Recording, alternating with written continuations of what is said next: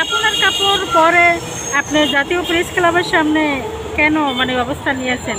আপনারা তো দীর্ঘ মাস আমি দেখতেছি যে আপনি জাতীয় প্রেস ক্লাবের সামনে অনশনে। আপনার আসলে দাবি এখনো পূরণ হয় নাই নাকি?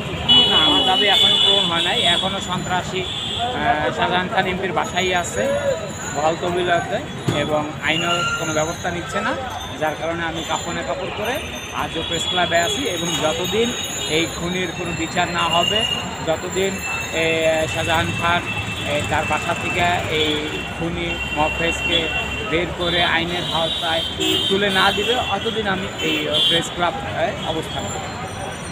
শহীদ হয়ে যাবেন, তারপরও আপনি যে বিচার না পাওয়া হ্যাঁ, পর্যন্ত আমি তো অবশ্যই কাপড়ে কাপড় পরে যেহেতু দাঁড়িয়েছি, অতএব যতদিন এইটার বিচার না পাবো ততদিন আমি রাজপথে থাকবো। এটা যদি আমার মৃত্যু হয় হবে, কিন্তু সন্ত্রাসীদের আইনের আওতায় নিয়েই ছাড়বো।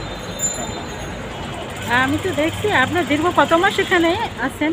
এখানে তো আমার যে পুরো বিষয়টা, এটা আপনার 2022 থেকে শুরু হয়েছে, এখন 24 চলে, প্রায় 3 বছর। এর ভেতর আমি প্রেস ক্লাবে প্রায় আপনার বিগত 6-7 মাস যাবৎ আছি আর কি। এখনো বিচার পান না? এখনো কি মাননীয় প্রধানমন্ত্রীর নিকট আপনি বিচার দিয়েছেন?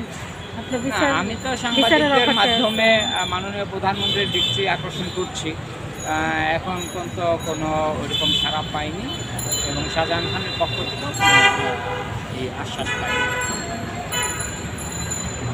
আমরা তো অনেক নিউজ করেছি, মানে এই যে আপনাকে মেরে মানে দুনিয়া থেকে বিদায় করতে চেয়েছিল। হ্যাঁ, ইনি আমাকে 3 বার মেরে ফেলানোর চেষ্টা করছে তারা। বিচারের জন্য আশা করি আপনার দাবি পৌঁছে যাবে, মানে সঠিক আপনাদের সঠিক বিচার পাবেন, এর কোনো আশ্বাস বা কোনো আশাবাদী? মাননীয় প্রধানমন্ত্রী যেহেতু রাষ্ট্র ক্ষমতায় আছে, অবশ্যই যদি তার দৃষ্টি গোচর হয় বিষয়টি, তাহলে অবশ্যই আমি এটা সঠিক বিচার পাবো। সাংবাদিক